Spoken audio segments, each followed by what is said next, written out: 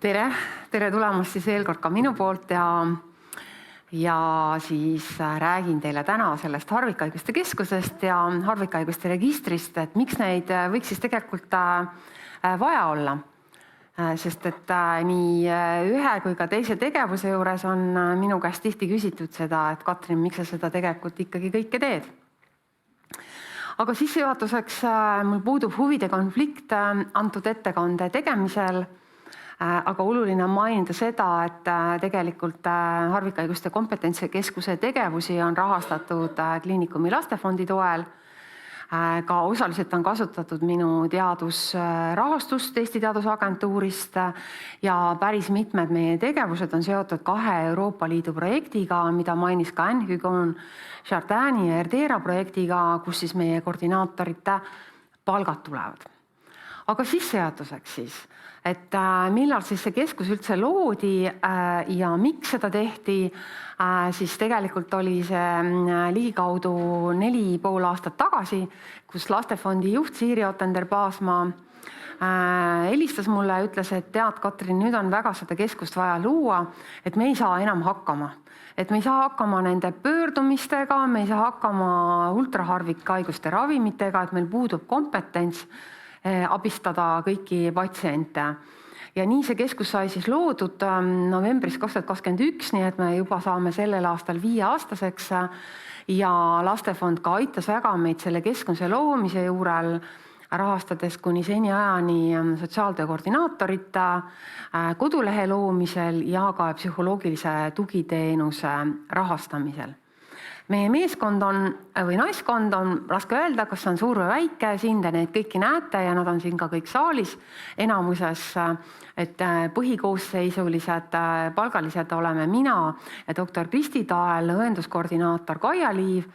Meil on ka lisaks põhikoosseisus sotsiaaltöö koordinaator Andra Aadussoo, kes on seniajani rahastatud Lastefondi toel ja on meil siis 3 koordinaatorit Kristi Rää, Siiri Sarv ja Margit Nõukas siis vastavalt Jardini ja Erdera projektiga seotud ja on ka siis praegust abiarst Elis-Riin Tarsurt, kes tegi ka väga toreda ettekande Ehlers-Danlosi sündroomist.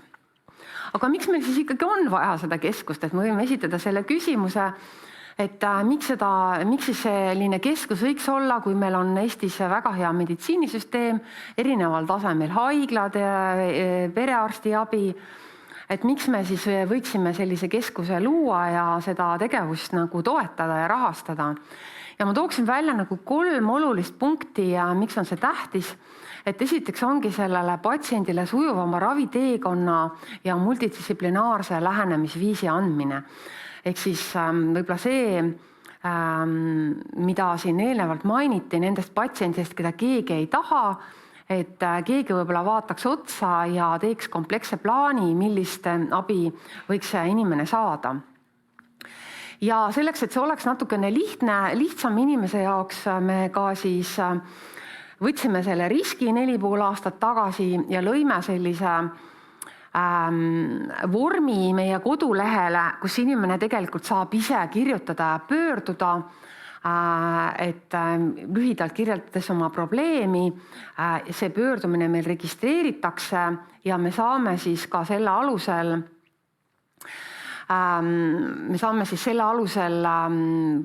küsida täiendava nõusoleku patsiendi delikaatsete andmete vaatamiseks ja leida siis selle lahenduse, et kas ta tuleb näiteks meditsiinigeneetiku vastuvõtule või läheb hoopis lasteneuroloogia osakonda doktor Eve Õiglane-Šliki juurde, et me ei ole nagu kedagi lükanud, jätnud ukse taha selle palve juures.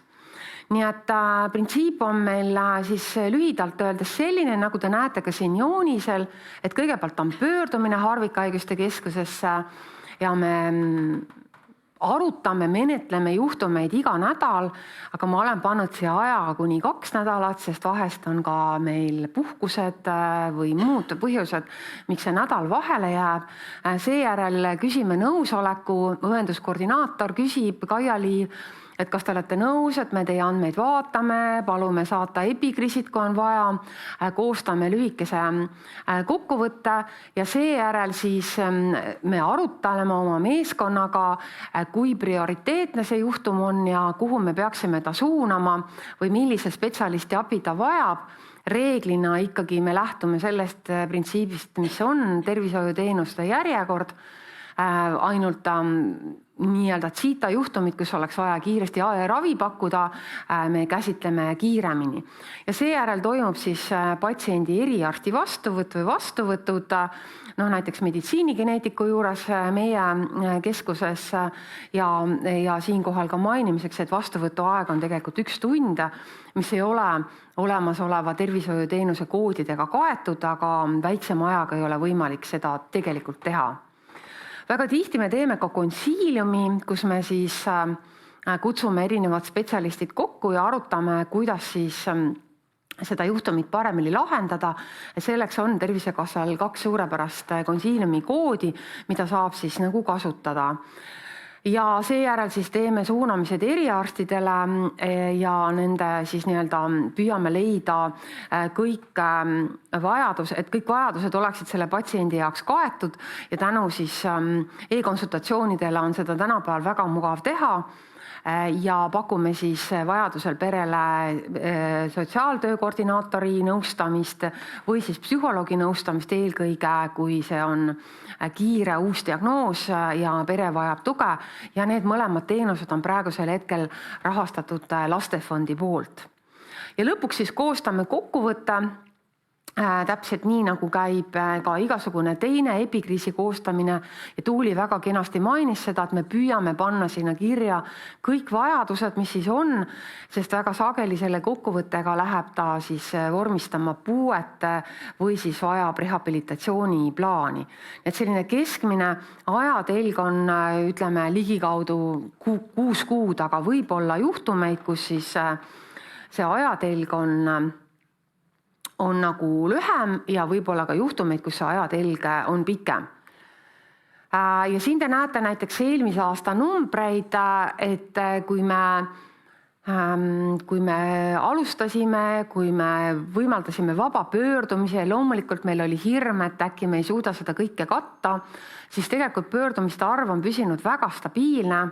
On kindlaid kuid, kus on ta kõrgem, kuskile 15-20 juhtumi alla jääb see vahemikku, see kuuline pöördumine. Siin te näete ka Eesti kaarti, kus on siis näha, et me tegelikult saame patsiente kõikidest Eesti piirkondadest ja on väga stabiilne püsinud. Nüüd ma võin vaadata tagasi 4,5 aastale, et umbes 1/3 patsiente on siis lapsevanema pöördumisega, tavaliselt lapseeas patsiendid, 1/3, kus pöörduvad raviarstid ja 1/3 on täiskasvanud patsiendid ja eelkõige juhtivamaks põhjuseks on registreerida nõustamisele või siis küsida informatsiooni.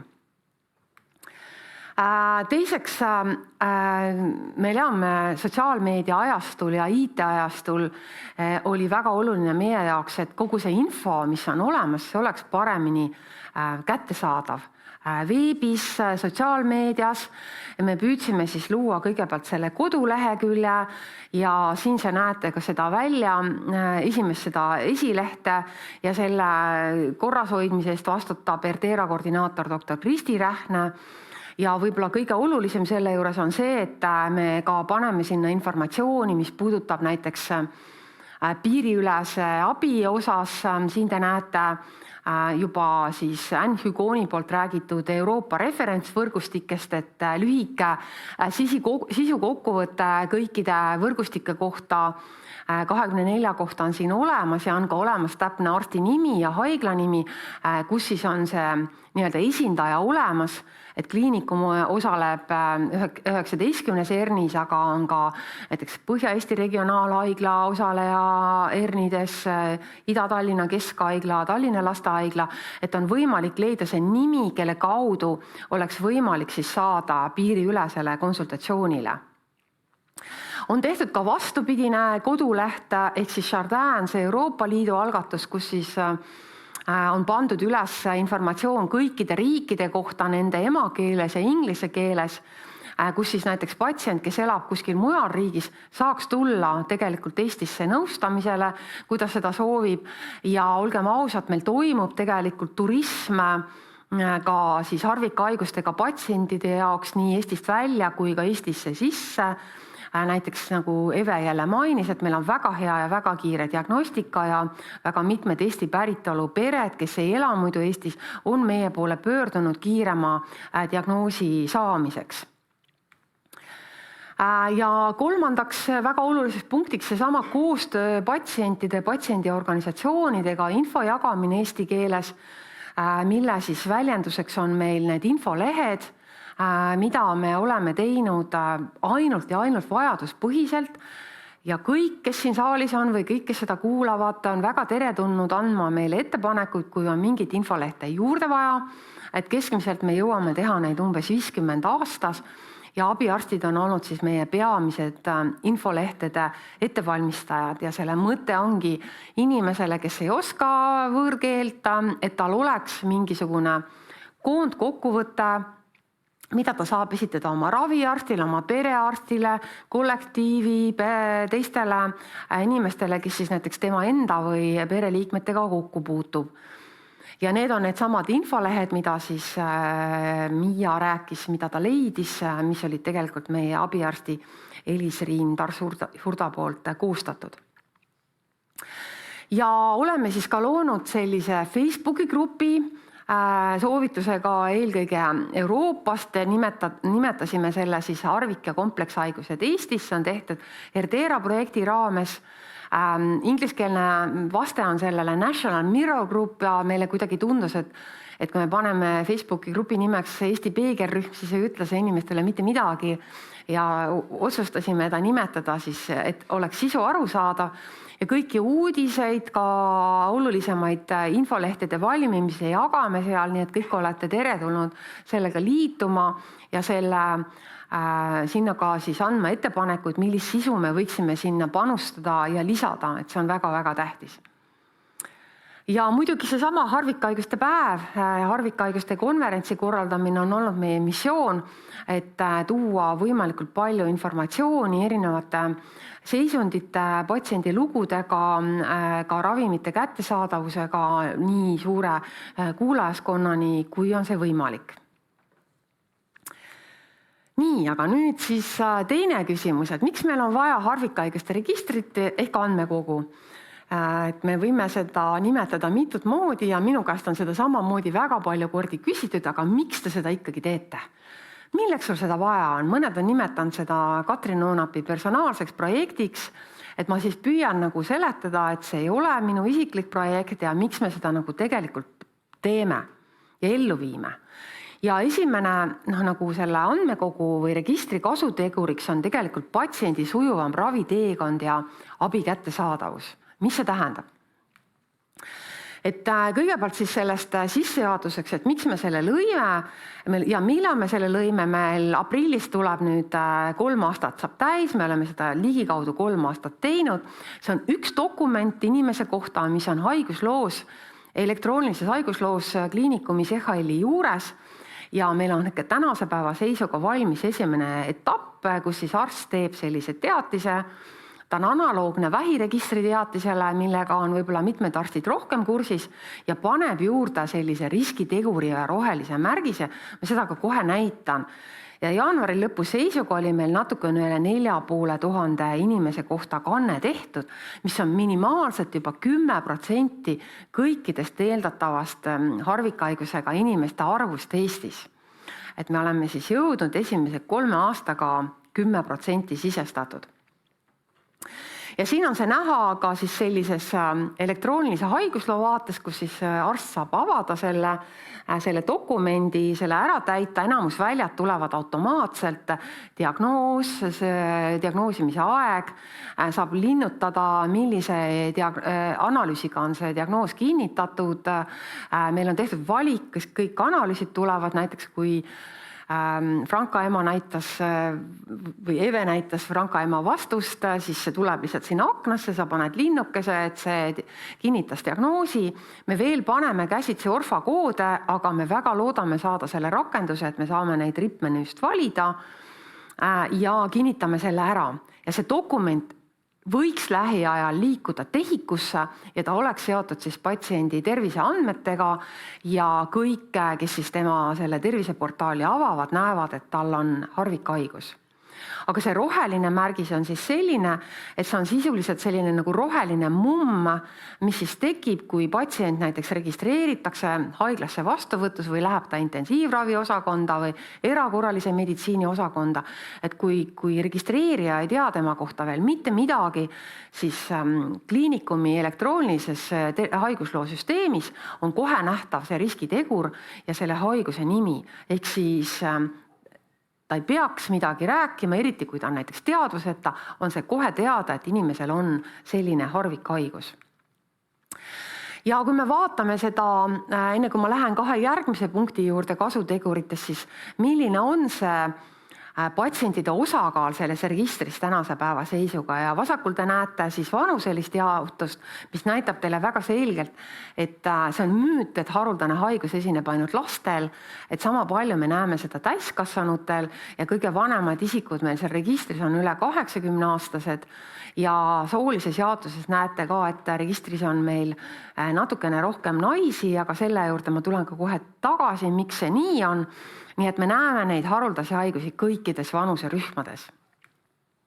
Ja siin te näete nüüd sellist hästi pisitabelit, kus on näha tänase päeva seisuga registris olevad kõige sagedasemad orfakoodid ja esimeseks orfakoodiks on tegelikult pärilik rinna- ja munasarjavähk, mis on tingitud siis BRCA1, BRCA2 geenimutatsioonidest, et see on nagu kõige juhtivam grupp ja kuna enamuses esineb see naistel, siis see tõstab meie soolise jaotuse kohe kaldu. Ma olen toonud ka paremasse tulpa sagedasemad spetsialistid, kes nende haruldaste haigustega tegelevad, nii et kaugelt ei ole see meditsiinigeneetikute pärusmaa. Teisel kohal on näiteks neurofibromatoos, kolmandal kohal pärilik soolevähk ehk Lynchi sündroom, neljandal kohal Marfani sündroom. Siit tuleb juba see pärilik neeruhaigus, kus siis nefroloogid tegelevad, seesama hüpermobiilne Ehlers-Danlosi sündroom, millest me täna rääkisime. Ja siin on meil tegelikult vähem isikuid, kui ma kuulsin noortelt, kui palju neil tegelikult juba liikmeid on. Ja mitmed erinevad verehaigused. Ainevaatuse haigustest kõige sagedasem on fenüülketanuuria ja nii edasi. Nii et me näeme juba, vähemalt mina oma eriala spetsialisti vaatena näen, et siin on loetletud kõik need haigused sagedasena, mis on ka olemas eriala õpikus, mis võiksid olla kõige sagedasemad ühe geeni haigused valgel inimesel. Aga teine ots, siis nüüd see teine äärmus, on need ultraharuldased definitsioonid ja ultraharuldased orfakoodid ja nendest esimene 616874 on siis selline patsient, kellel on tehtud kõik uuringud, aga põhjust üles leitud. Me oleme sisestanud juba 15 inimest ja siin järgmine on näiteks väga haruldane mittesündroomne intellektipuue 14, haruldane epilepsia 8 ehk siis seisundid, kus isegi orfakoodi ei ole. Ja tulles tagasi selle esimese koodi juurde, et seda nagu väga rõhutatakse Euroopa Liidu tasandil, et me peaksime seda lisama ühiselt arstidega otsustama, et me arvame, et inimesel on haruldane haigus, kuigi kõik uuringud on tehtud ja need on jäänud lahenduseta, et eelkõige parandada selle inimese jälgimise ja raviteekonda meditsiinis ja ka puude saamist, mis on ülioluline. Teine siis punkt registri kasuteguritest on parem tervishoiuteenuse planeerimine. Ja siin ma toon ühe sellise näite, mis küll tuli üliõpilastöö raames, küsisid meie käest andmeid kardiokirurgid, et kui palju esineb aordi laienemisega kulgevate geneetiliste sündroomide, kui levinud nad on Eestis. Et siin all te näete ka neid loetletenu 5 erinevat haigust, Marfan, Lostiits, vaskulaarne Ehlers-Danlos, Turneri sündroom, ACTA2 geenimuutused ja nende siis aastate kaupa jaotust. Ehk siis tegelikult selline informatsioon annab meditsiinis võimaluse näiteks paremini planeerida kardiokirurgiliste, seda konkreetset tüüpi kardiokirurgiliste operatsioonide arvu. Et see annab nagu võimaluse näiteks planeerida, kui suur võiks olla sellise ekspertiisi ja vajadus. Eesti tingimustes ja arvestades meie populatsiooni väiksust. Ja kolmas näide on loomulikult info jagamine harvikhaigustega esinemissagedus uute ravimite kliiniliste katsetuste kohta, mida mainis ka Marko Tähnas, et siin on nüüd küll järjekorranumbrid läinud kõik 119, aga see on 3. punkt. Ja siis seesama, need mõned näited sellest, mida me oleme nagu kasutanud, et on käimas siis ultraharvikhaiguste ravimite seaduse lõppfaasis kinnitamine ja sellise registri olemasolu annab võimaluse paremini sellist informatsiooni jagada.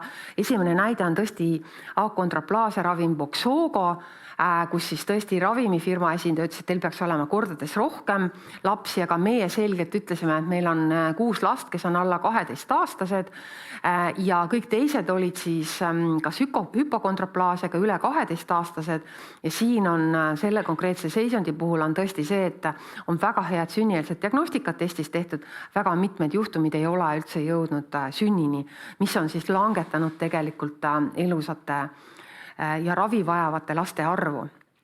Ja teine näide on see epidermalüüsis bullosa, mida ma eelnevalt juba kommentaaris mainisin, kus on olemas siis orfan geeniteraapia ravim Vyjuvek või ma ei oskagi seda väga hästi hääldada. Ja meile teadaolevalt on Eestis ainult üks elus laps epidermalüüsis bullosa raske alavormiga, kes siis vajab seda orfan ravimit ja sellest sessioonis tuleb juttu.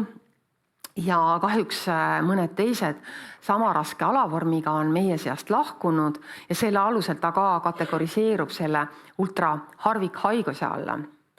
Samas me oleme saanud ka mitmeid erinevaid päringuid, et me hakkasime neid nüüd regulaarselt registreerima, et eelmine aasta ligikaudu 20 erinevat päringut ravimifirmade või meditsiinispetsialistide poolt, kes soovivad saada infot konkreetse päriliku haiguse või haigusgrupi kohta, patsiendi arv, vanuseline jaotus.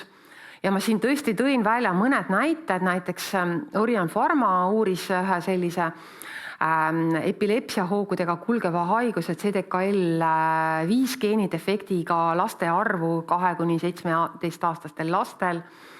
Siis Medbase Estonia uuris, kui palju esineb generaliseerunud müasteenia graaviste ja homosügootset perekondlikud hüperkolesteroleemiat ja IQVIA firma uuris väga mitmete erinevate neeruhaiguste esinemist, kus me siis püüame nii palju, kui meil on andmeid anda ja me loomulikult ei jaga konfidentsiaalseid andmeid firma endaga, vaid me viime siis selle raviarsti ja firma kokku ja arstile vihjame ka, et kui sul ei tule meelde sinu patsiendi nimi või isikukood, siis me abistame selle meenutamisel.